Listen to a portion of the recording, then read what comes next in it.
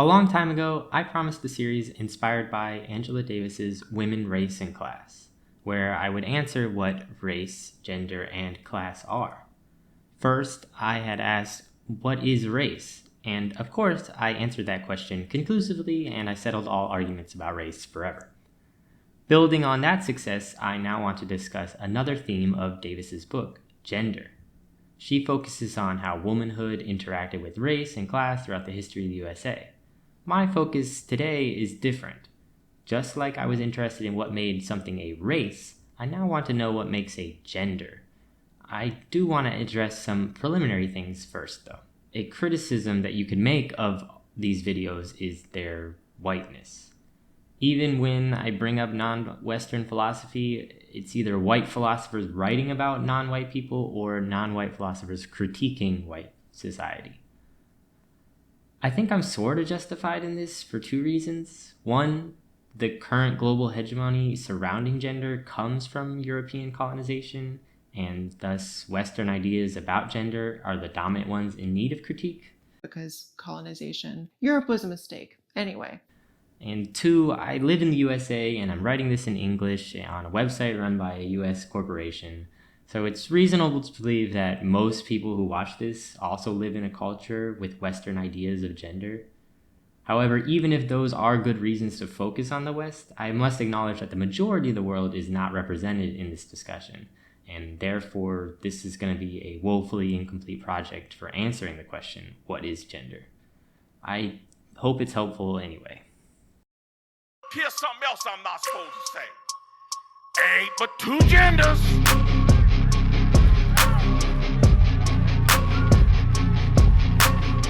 Two genders. Ain't nothing but men and women.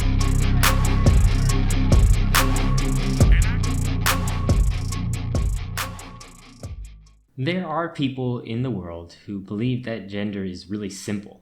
Here's an example that sociologist Harold Garfinkel described in 1967 as the natural attitude about gender. First, there are two and only two genders. Second, one's gender is invariant. Third, genitals are the essential sign of gender. 4. Any exceptions to two genders are not to be taken seriously. 5. There are only ceremonial transfers from one gender to another. 6. Everyone must be classified as a member of one gender or another. 7. That dichotomy is a natural one. And 8. Membership in one gender category or another is something natural. Unfortunately for the length of this series, almost every part of this definition falls apart under scrutiny. Since I want to move on to more interesting things, I'm not going to go into a full explanation of all the ways it fails. I will link some resources in the description, and I encourage you to do some research yourself. However, it is illuminating to partially explain why we should reject this version of gender. Let's consider what some call 3G sex. The 3Gs are genetics, gonads, and genitals. Research shows that the 3Gs are quite consistent with two sex groups. In other words, having XX chromosomes, ovaries, and a vagina are highly correlated, and similarly with XY chromosomes, testes, and a penis. However, there is a small percentage, perhaps around 1 to 2%, of people who do not fit into one of the 3G sex categories. People outside this biological binary are called intersex, and intersex people have been subject to discrimination because their bodies challenge this binary. It wasn't until the late 1800s that intersex people were even acknowledged to exist. With advances in medicine, the word hermaphroditism for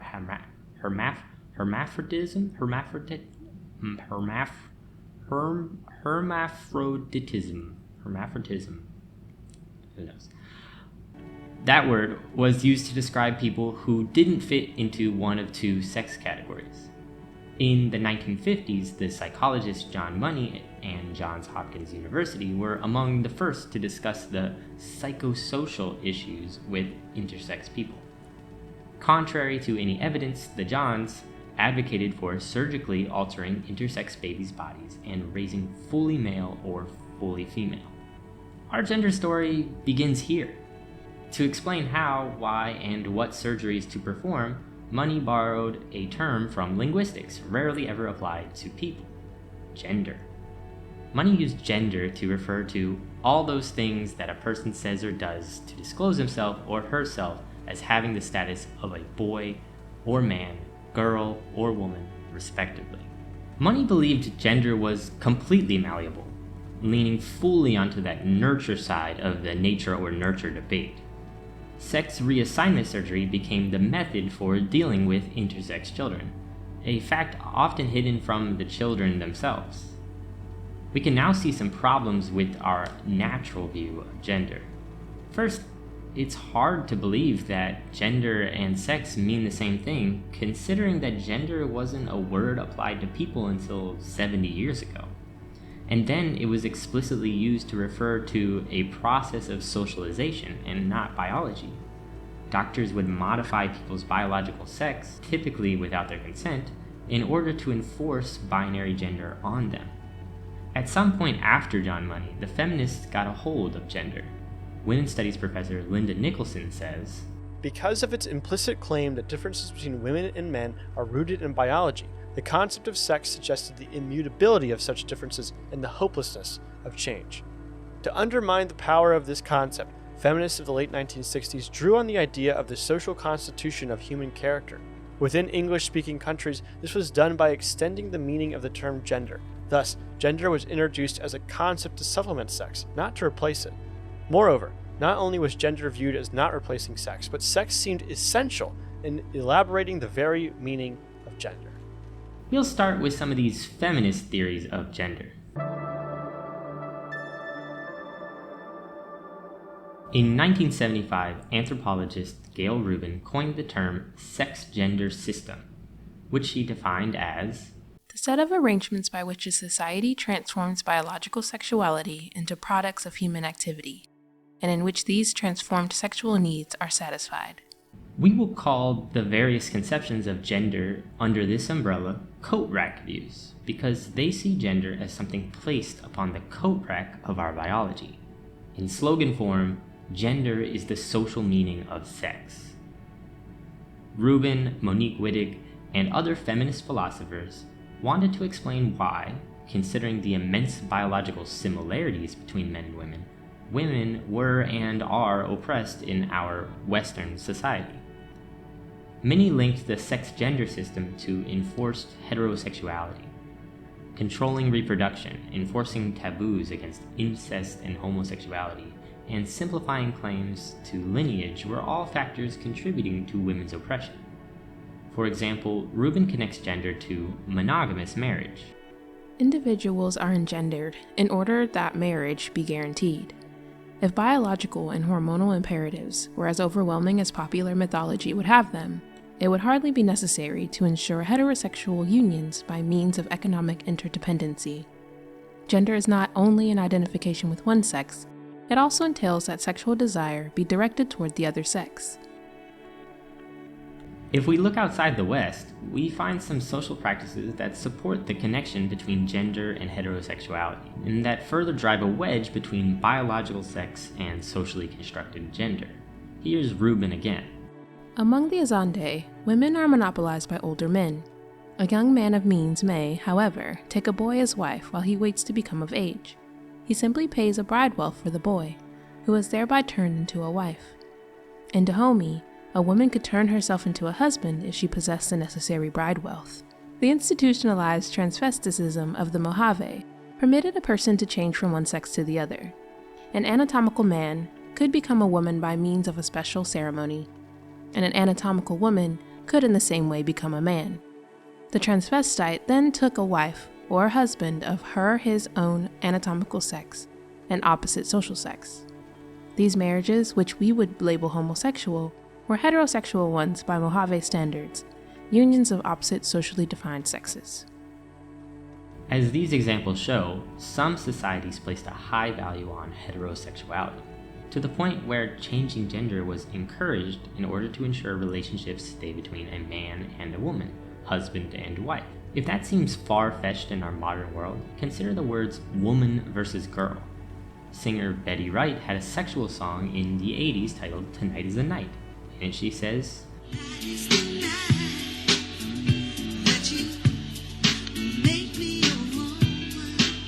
Similarly, philosopher Judith Butler reminds us of Aretha Franklin's You Make Me Feel Like a Natural Woman, which describes how the love of her masculine partner makes her feel like a natural woman. Some say heterosexual intercourse is when a girl becomes a woman. Similarly, many say that a girl becomes a woman when she gets her first period. Why? Well, we associate adulthood and thus womanhood with becoming reproductively fertile. Reproductive capacity only matters if one is expected to engage in heterosexual acts. If that sounds gross to you, then yeah, it is. Heteronormativity also shapes how we view men. There are multitudes of articles and forums on how a boy becomes a man, many of these reflecting the personal politics of the people posting those answers. But despite what people say, you discover a lot about what makes a man by transgressing masculine norms. In I'm Afraid of Men, Vivek Shraya describes her gender journey, how growing up as a boy who expressed themselves in feminine ways resulted in bullying to the point where she adopted a hyper-masculine personality to counter this. When I express myself in feminine ways, by the standards of my culture, my manhood is often questioned by others. Perhaps what makes a man is distancing oneself from the feminine, to perpetuate a binary where heterosexuality can be maintained. Monique Wittig points to an interesting consequence of this view. If a female becomes a woman by being the sexual objects of heterosexual men, then where does that leave homosexual people, especially homosexual women? Wittig's answer? There's no such thing. There are no homosexual women. Not that it's impossible to be homosexual, but lesbians are simply not women. Wittig says lesbians have freed themselves from the gender binary, becoming neither the objectifying man nor the objectified woman. Lesbian is the only concept I know of which is beyond the categories of sex, woman and man, because the designated subject, lesbian, is not a woman, either economically or politically or ideologically. For what makes a woman is a specific social relation to a man, a relation that we have previously called servitude, a relation which implies personal and physical obligation as well as economic obligation, a relation which lesbians escape by refusing to become or to stay heterosexual. I admire the boldness. What she sees as a feature, many might see as a flaw. We'll come back to criticisms later. Also interesting, the title of Wittig's essay, One is Not Born a Woman, is a reference to existentialist philosopher Simone de Beauvoir's 1949 book, The Second Sex, where she says, "One is not born, but rather becomes woman. No biological, psychic, or economic destiny defines the figure that the human female takes on in society. It is civilization as a whole that elaborates this intermediary product between the male and the eunuch that is called feminine." Apparently, feminists had been thinking about the difference between females and women before we even had the word gender to apply to people. Under the Coatrack view, feminists appropriated the word gender to separate biological realities from social constructions. When people talk about sex, they are discussing real facts about biology. When it comes to gender, people are talking about roles imposed on people by society. I borrowed the name Coatrack view from Linda Nicholson. Here's how she describes it.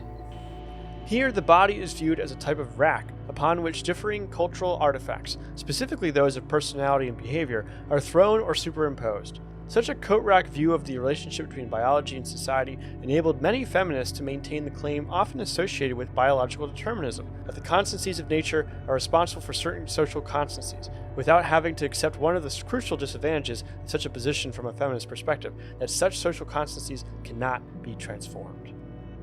This account has had a strong impact on how we talk about gender in the modern day. It also has the benefit of aligning well with older feminist views of the source of women's oppression, like de Beauvoir's. Most feminists who hold the Coatrack view believe that gender is a tool for oppressing women and strengthening heteronormativity, but not all agree on the specifics of how this comes about. One view is that gender is imposed via socialization, particularly of children. For example, feminist author Kate Millett claims that gender is the sum total of the parents, the peers, and the culture's notions of what is appropriate to each gender by way of temperament, character, interest, status, worth, gesture, and expression. We could also give a more Freudian account of gender. Freud was one of the first people to write about the social pressures that create men and women, even before the term gender was used. However, many have criticized Freud's sexist beliefs about how men and women are socialized into their roles. Responding to this criticism, psychoanalyst Nancy Chodorow claimed that gender is just feminine and masculine personality that is the result of how mothers socialize and relate to their children. Daughters and sons are treated differently by their mothers and thus learn their social roles and how to act according to their gender. Gayle Rubin, from earlier, is a little vague on the details of how the sex-gender system is created, perhaps for good reason, since she also believed that it manifested itself different in different cultures. However our 70s and 80s feminists worked out the specifics of gender, they all seem to reach a similar conclusion.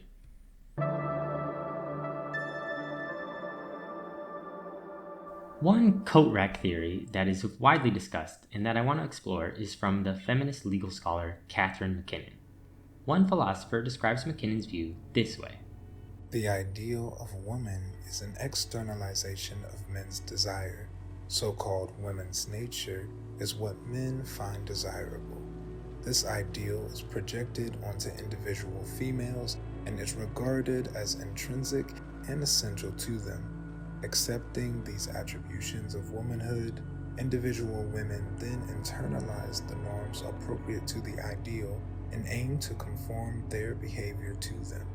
And, in general, behavior towards women is justified by reference to this ideal.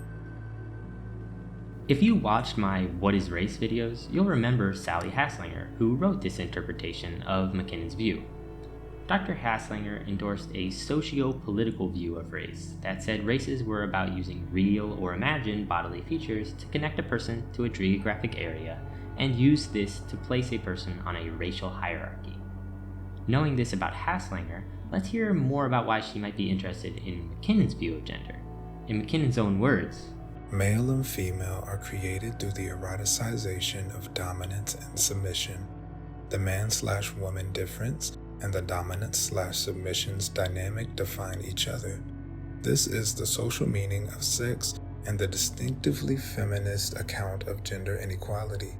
Gender emerges as the conjugal form of the sexualization of inequality between men and women. Are you seeing it yet? This is the same as Haslanger's account of race. Instead of using visible features to connect a person to a geographic area, visible features are used to connect a person to a binary sex category. And then this placement is used to place a person on a hierarchy, where women are the submissive objectified and men are the dominant objectifiers. In Haslanger's typical analytical style, she describes genders this way. Just trade out biological role in reproduction to ancestral links to geographical region, and you have the exact same definition she used for race. Come on, Dr. Haslanger. Obviously this was intentional. If I was smart like Dr. Haslanger, I would have just Control-F'd my previous What is Race videos and replaced every reference to race with gender, and then just re-uploaded the videos. If you do remember my race videos, you'll also remember that Haslanger's view of race implied that racism created race, and thus a future with no racism would also have no races. This leads us to ask, does Haslanger think that a future with no patriarchy or sexism would have no genders? If so, she would be in good company. Gayle Rubin is quite explicit. We are not only oppressed as women, we are oppressed by having to be women, or men as the case may be. I personally feel that the feminist movement must dream of even more than the elimination of the oppression of women. It must dream of the elimination of obligatory sexualities and sex roles. The dream I find most compelling is one of an androgynous and genderless, though not sexless, society, in which one's sexual anatomy is irrelevant to who one is, what one does, and with whom one makes love. Monique Wittig as well. Our fight aims to suppress men as a class, not through a genocidal, but a political struggle. Once the class men disappears, women as a class will disappear as well, for there are no slaves without masters. Our first task, it seems, is to always thoroughly disassociate women, the class within which we fight, and woman, the myth. For woman does not exist for us. It is only an imaginary formation, while women is the product of a social relationship. The pull to eliminate gender is certainly understandable. For one, John Money used gender to justify sex reassignment surgery on infants. For another, in the 20th century at least, being gendered as a woman sentenced a person to a life of subordination and servitude. Rubin's essay was written in 1975, only a year after the Equal Credit Opportunity Act passed, which allowed women to open a bank account without their husbands. In 1982, the Equal Rights Amendment failed to be ratified. The 70s and 80s were full of progress and retaliation for women's rights, and one could be forgiven for having doubts that there was a version of woman that was not oppressive.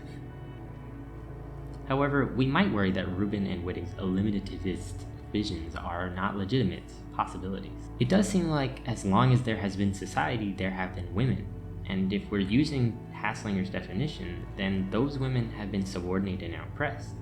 Gender may not have existed as a concept until recently. Men have been oppressing women for all of human history, right?